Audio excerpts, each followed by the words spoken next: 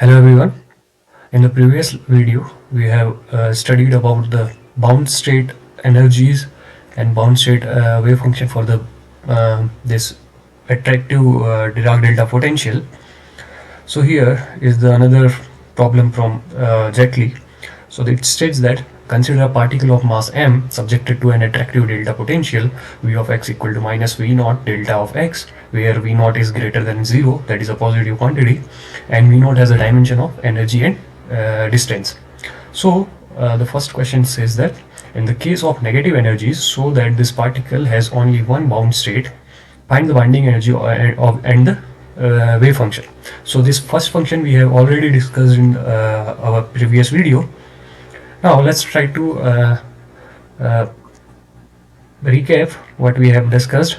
So for this attractive Dirac delta potential, v of x equal to minus v naught delta of x, we have seen that this wave function was under root k e raised to power minus k mod of x, where this k value was m v naught divided by h cat square, and the energy of this, see, this is the only wave function possible for this bound state. For bound state, this energy is a negative number.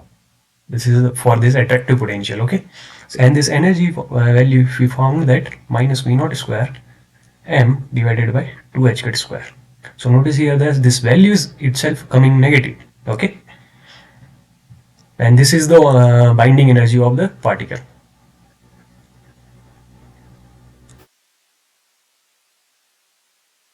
Binding energy of particle.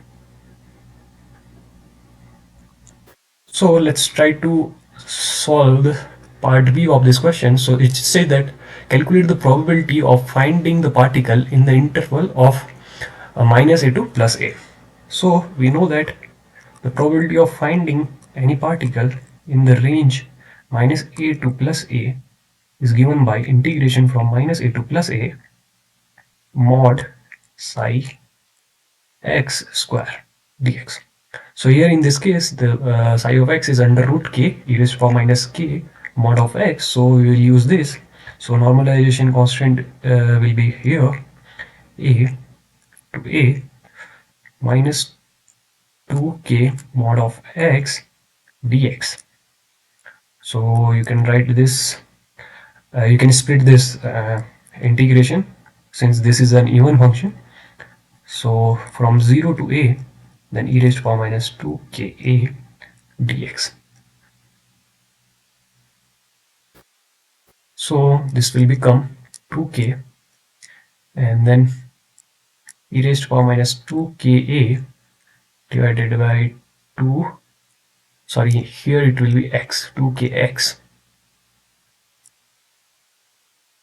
So this will be 2kx. So integration will give you minus 2ka, this from 0 to a. And if you put the limits, then you will find that this will be 2k will come here, so this will cancel out, and here it will be for minus, it will be minus 1 minus e raised to power minus 2ka. So the value will be 1 minus 1 minus e raised to power minus 2ka. And so let's try to put the value of k here. So 1 minus e raised to power minus 2a, and then the value of k was m v naught divided by h cat square. That was m v naught divided by h cat square. So this is the probability of finding the particle between the range minus a to plus a. Let's see what the next part, C part, is saying. What is the probability that the particle will remain bounded when v naught is halved suddenly and quadrupled suddenly? So what it is saying that, let's see the C part. So here we have psi initial. So psi initial was under root k e raised to power minus k mod of x. So this was our initial wave function, And now it is saying that suddenly it is changing. So suddenly the the potential which was earlier V naught, it is changing to V dash, let's say. Then the wave function will obviously change. How? So let's say this final wave function is under root of k dash e raised to power minus k dash mod of x. See, if you note here, this k value was m v naught square divided by h kit square. Sorry, m v naught by h kit square. Okay, so now notice that if this v naught is going to change, it can change to double, or actually half, or 4 times, right? So according to question, this v naught is going to half or 4 times. So then this k value will also change. So the final wave function will become under root k prime e raised to power minus k mod x. Okay, so now what it is asking us is that what is the probability that the particle remains bound when v naught is half suddenly or quadruple suddenly. So we know that there is only there is only one and only one bound state, right? There is only one bound state.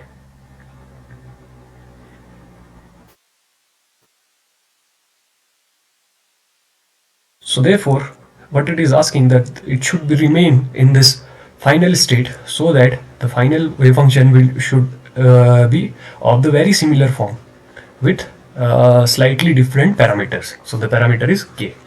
So the probability is given by,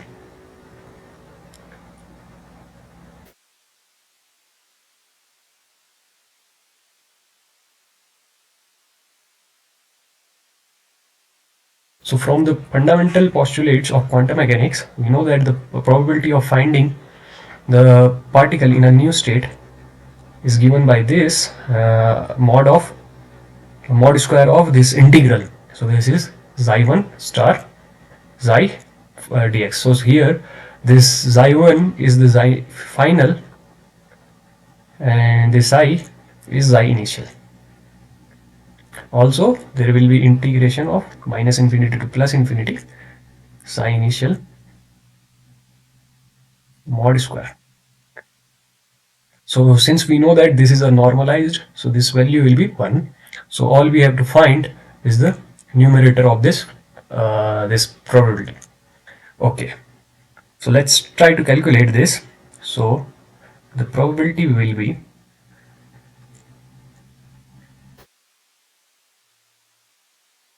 integration minus infinity to plus infinity under root of k and k dash e raised to power minus kx, and then e raised to power minus k dash mod of x dx, and then whole square.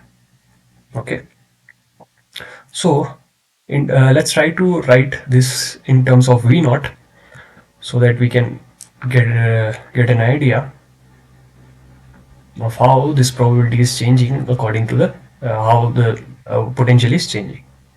So minus infinity to plus infinity. So this k value was m v naught divided by h kit square, and then for the k prime it will be m v1 v dash divided by h kit square.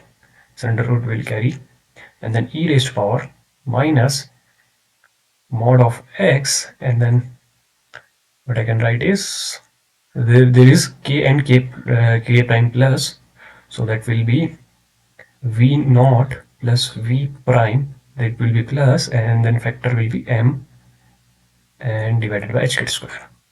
Yes, and there will be a whole square. Okay, so let's take out the constant terms from out of this integral. So that will be m divided by h kit square, and then under root of v naught and then v dash. Then integration from minus infinity to plus infinity e raised to power minus mod of x v naught plus v prime m divided by h cut square dx, and this will be whole square. So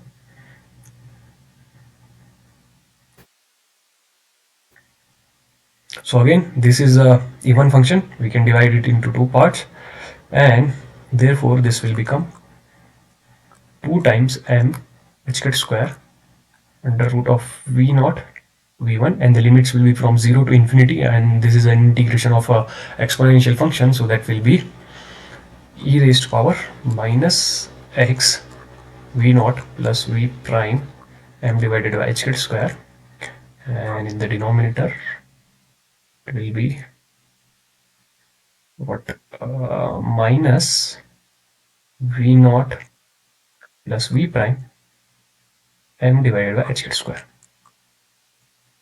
and the limits will be from 0 to infinity, and then this will be a whole square. So this value will be 2m. So let's try to cancel some things, some terms here.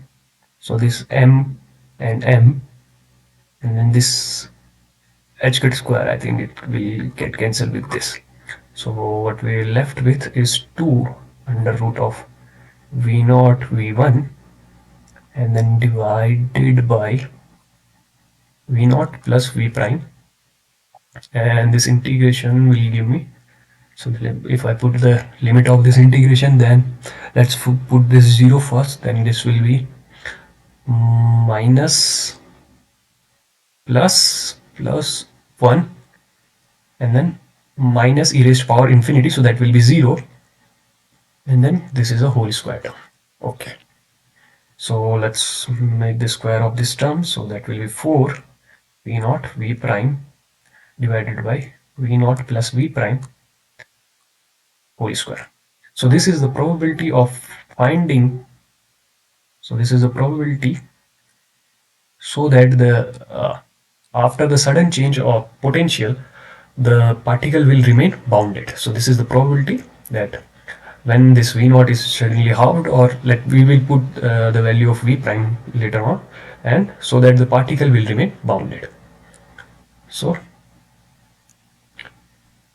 case 1, if v1 is changed to v naught divided by 2, so therefore this probability will be 4 times v naught and then v naught by 2, and then this will be 3 by 2, 3 by 2 v naught whole square. So this v naught whole square will get cancelled from both sides, so that will be 4 divided by 2 times 3 square 9, and then 2 square 4, so that will give you 2 8 divided by 9. So if I calculate it in percentage, so that will give me 89%. So the probability that the particle will remain bounded after the potential is reduced by v naught. Okay, so the probability is 89. Okay, so now case second, if v dash is 4 times v naught, so then the probability will be 4 times v naught and then 4 v naught, and then this will be 5, I guess, 5 v naught and then v square. So this v naught square will get cancelled here, so that will be 16 divided by 25, and its value is around 64. So see, the probability is reduced. So let's try to understand what happened here. So initially what we had was a Dirac delta function. Okay, so let's say this is my 0 here, and this Dirac delta potential is like this. So let's say this was minus v naught. Okay, so now what I did was, so now what I did was I just halved this potential. So in that case, the probability that the particle will remain bound, so here it was 100%, here it reduced to 89%. Okay. And in the other case,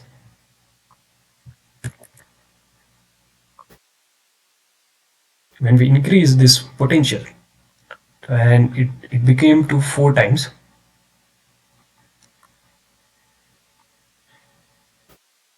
it became minus 4 v time v naught. So in that case also, this probability was reduced that the particle will remain bounded.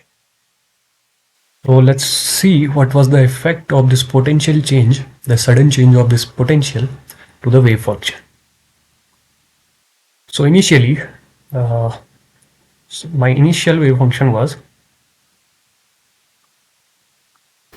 root k e raised to power minus k mod of x. So in that case, this probability density was uh, k k under root k square, so that will be k e raised to power minus 2k mod x. So this was the probability density, and this will look like this sharp spike. Okay. So now what when we changed the potential by 4 times, let's say we have changed the potential 4 times. This v naught is changed to 4 v naught. So then if you see that k was directly proportional to v naught, so therefore this k dash will be 4 times k, 4 times k. So in the previous case it was, if it was k, then now it will become 4 times k. So in that case, this new probability density will be psi 1, let's say. So that will be 4 times k e raised to power minus 2 k. So that will be 8 times k mod x, right? So now if you see here, this exponential term, it has a larger damping term. So basically the decaying term, so that is now it is minus 8 times decaying. Here earlier it was minus 2 times it was decaying. So this means that the slope of this decay, so that will be very sharp. Okay, that is one thing. And then this amplitude of this new probability density will be increased by 4 times. So my new probability density, so if I say that this is my spike, so this should be a lot narrower, so that this slope will become very sharp, and the peak, so this should be a very sharp, and the peak should be larger. So this is my new, this should be my new probability density. Let me change the color. So this should be the new probability density here. So now if you see here in this region and in this region, so there is no overlap between the previous probability density and then the new, or similar in the case of the this wave function psi. So this means that there is a lack of overlap, so that's why the probability is reduced to 64%. So now what does this mean? This means that initially the particle, if the particle was bounded, so this was bounded, and if you change the potential suddenly, so this is a sudden approximation.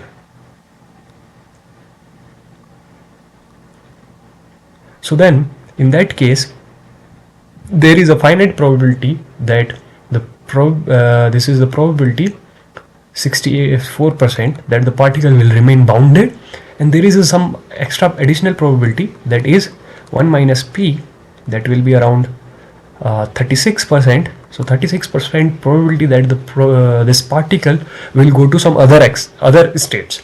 Okay, so now, but initially I have told you that there is only one bound state possible for this Dirac delta potential.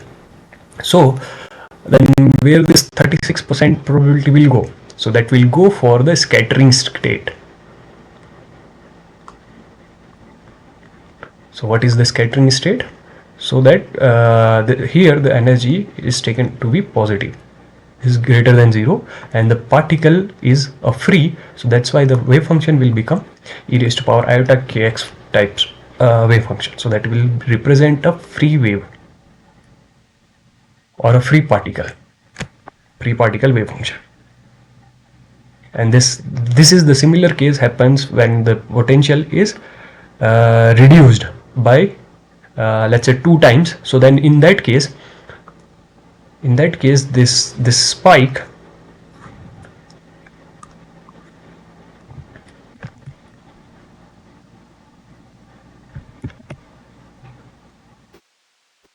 when the potential is halved, then the amplitude of this probability density will also reduce and it will become more wider. So like this. And let me change the color for this.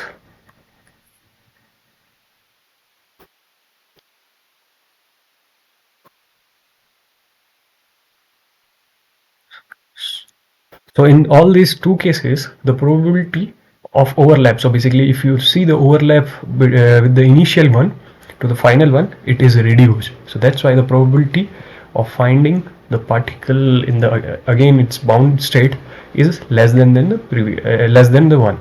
Okay. So now let's discuss the final part of this problem. This states that study the scattering case, that is E is greater than 0, and calculate the reflection and transmission coefficient for as a function of the wave number k. So let's try to do this. So this is the D part, so which is asking for the scattering state wave functions. So for scattering state,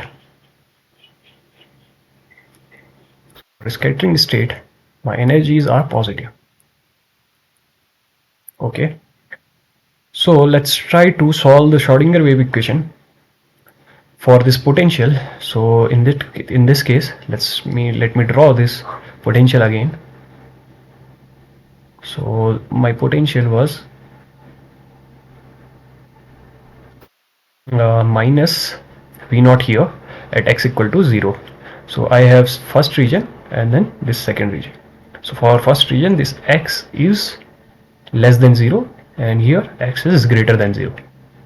So let's try to solve the Schrodinger wave equation. So the Schrodinger wave equation is hk square minus hk square divided by 2m d square psi by dx square plus Vx psi of x, it should be equal to E psi of x. So now in region 1,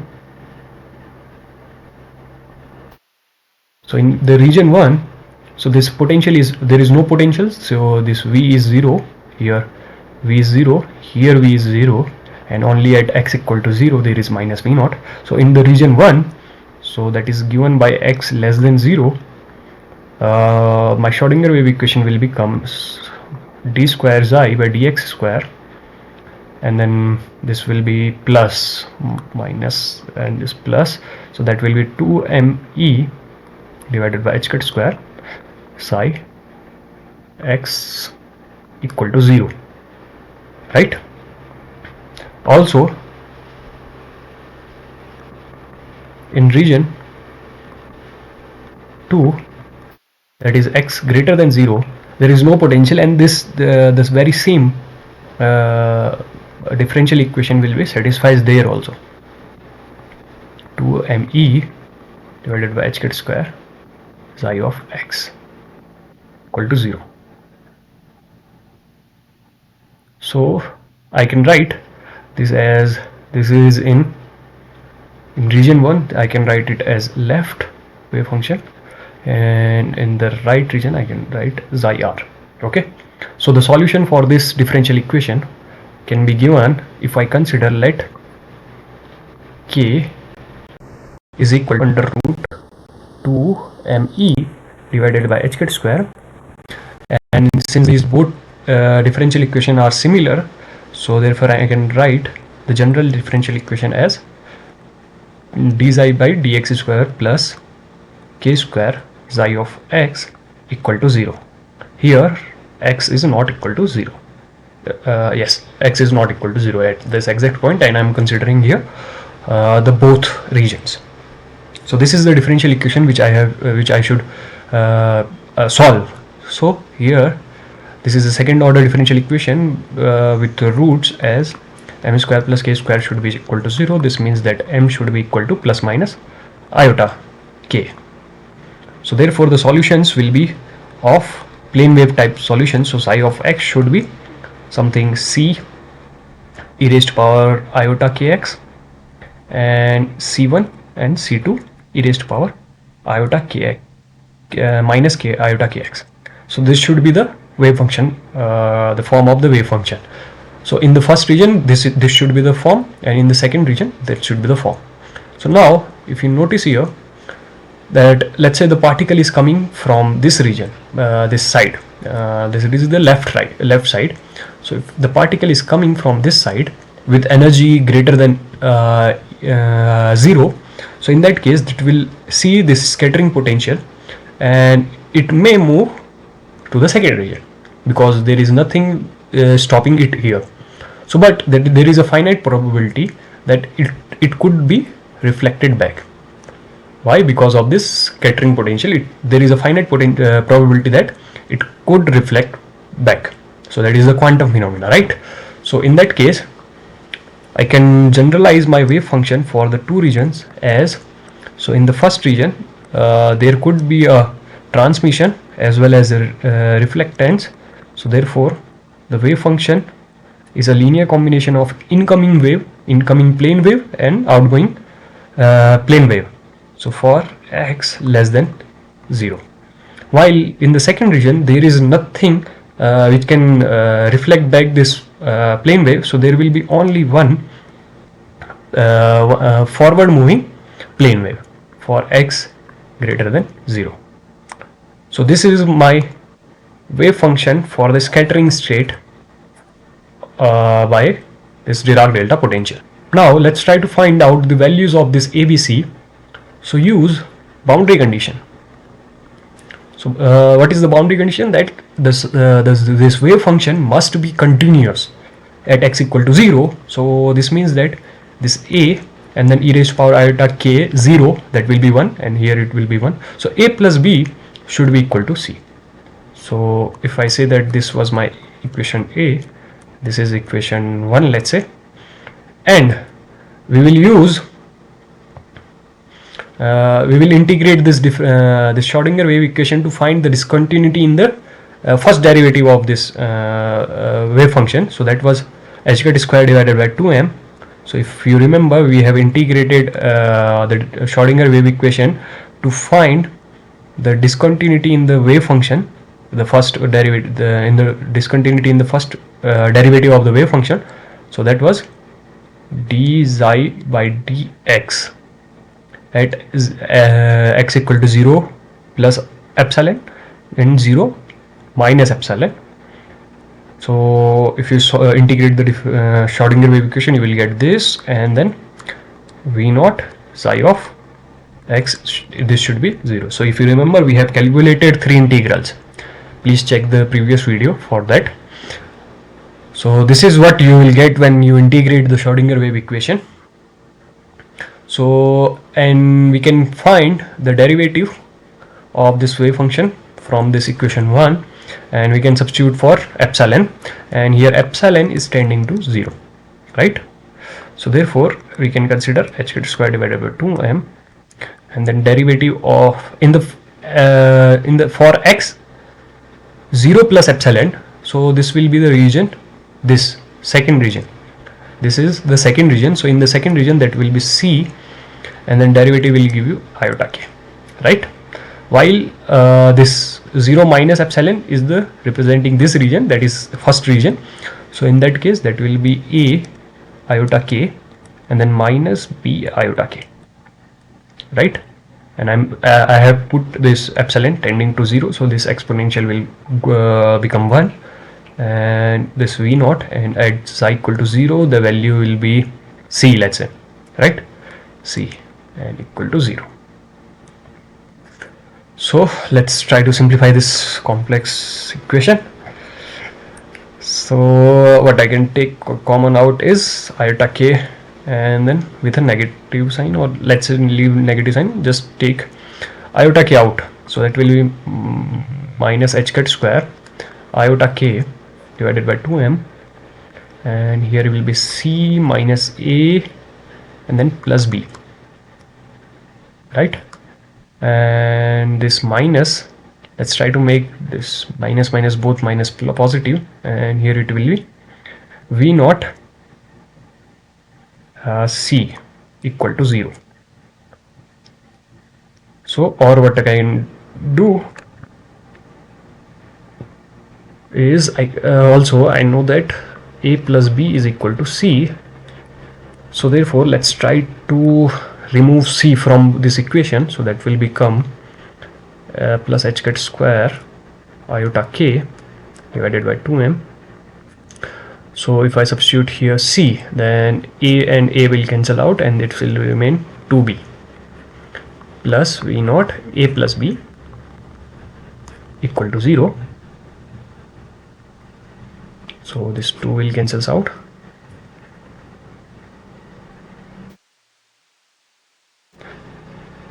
I can write this in terms of a and b separately, so that will become iota k plus m v naught divided by h cat square b plus m v naught divided by h cat square a equal to 0. So I have just arranged in the form of a and b. So now let's find the ratio of b with respect to a. So that will be give me minus 1 divided by 1 divided by what is this? So that will be 1. So I am taking 1 plus iota k h cat square divided by m v naught. So what I have done is I just divided these two. So I have put this term on the other side of this equal, and then I just divided with the mv naught divided by h cat square. Okay, so if b by a is this, then this implies that the reflection coefficient, which is nothing but b divided by a. So if you remember in my this solution, this a was this particular wave is forward moving wave, and then this b is representing the amplitude of reflected wave. So the reflection coefficient is given by b divided by a mod square. So that will be, if you take the, so here what we can do, you can rationalize it, just multiply on both side. So what would we be, minus 1 1 plus, so minus 1 will square will become 1 plus iota k h cat square divided by m v naught, and then multiply with 1 minus, because iota will change to minus iota since we are taking the mod of this, so this will become this, and if you take the square of this, then the reflection coefficient will become 1 divided by 1 plus 2 h cat square e divided by 2, sorry, this will be m v naught square, right? So this is in terms of energy, where I have substituted for k, that was m v naught divided by h cat square. Okay, so this is the reflection coefficient.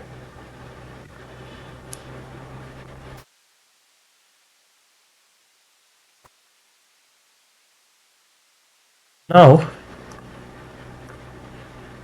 the transmission coefficient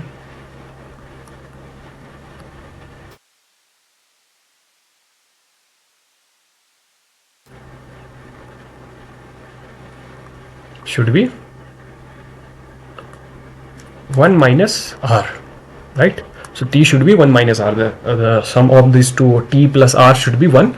So that's why this t should be 1 minus r. So if you calculate that, then you will get t is equal to 1 divided by 1 plus m v naught square divided by 2 h cat square e.